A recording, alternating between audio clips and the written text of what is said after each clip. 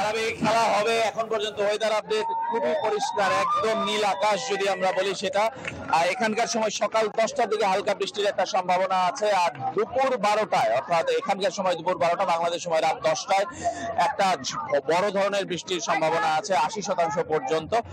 তবে আমরা আশা করছি যে ম্যাচটা হবে এবং পুরো ম্যাচটা কিন্তু ফুললি হবে। আর যদি ফুললি না হয়, কয়েকটা নিয়মের কথা জানিয়ে দিতে চাই দর্শকদেরকে। টি-20 নিয়ম অনুযায়ী এখানে কিন্তু 5 ওভারের নিয়ম অ্যাপ্লিকেবল হবে না, অন্তত 10 ওভার হতে হবে 2 ইনিংসের, তাহলেই কিন্তু ফাইনাল পূর্ণতা পাবে। আর যদি শেষ পর্যন্ত আজকে না হয়, কালকে রিজার্ভ ডেতে খেলা না হয়, তাহলে কিন্তু যুগ্ম চ্যাম্পিয়ন হবে 2 দল। আর এখানে একটা হারিকেনের একটা সম্ভাবনা আছে, আগামীকাল আঘাত হানতে পারে, সেই কারণেই আসলে বৃষ্টির সংখ্যাটা বেশি।